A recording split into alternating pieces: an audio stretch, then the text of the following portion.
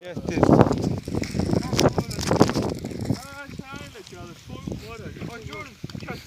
Getdiz görək.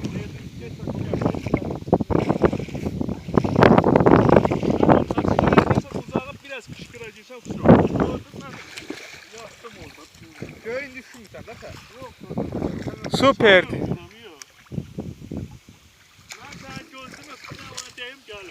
Sen geç yavaş, ben yavaş çekiyorum. Gaga kelleliyim. Aha. Lütfen bakma ben tutuyorum arkadaşlar. Sen de Getdiz. Üstəne vermiyoruz. Biraz koyana götə korma. Getdim vermi. Gel aç kömeği de bat. Hep get lan ha.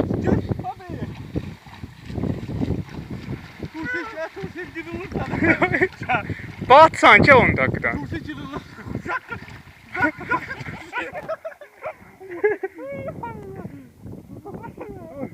Bat sanki o tutu kadar. Ne tər şey ya? Hə, çırılmaz ki 4 orada jiletdən çox saxlayır adam. Mümkün deyil.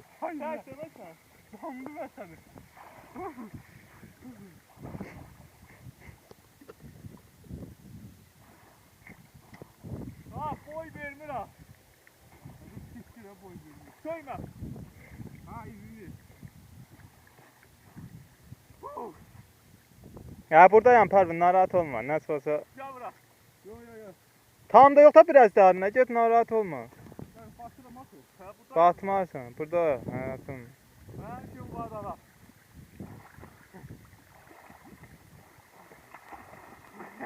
Ha helal yüzüne bak öyle. Ben sen git lan ben. Eyvallah baba. Hadi böyle. Ha. Öyle değil ya. Ayakta zil dolar. O burada zil de abi. Zil değil de ben şey. Zil. Zil. Serin diyor. Ay kalk.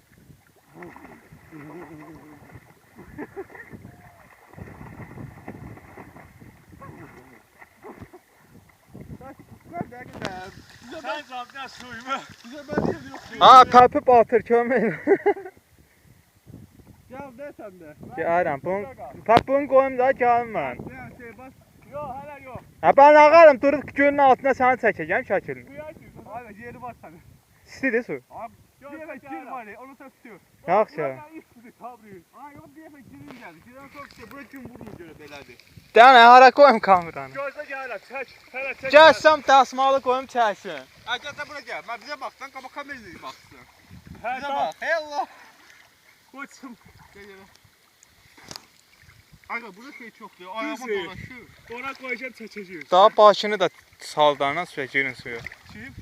Lan Ay. Katari. bax girmirdim Parvin. İtələməsəydim getmirdim suya. Nasıl oldu ya? Tam bağlamamsan da onu. Sağ deyirəm. Gəl bura bağla. Bağladın hamısı yaxşı. Yaxşı.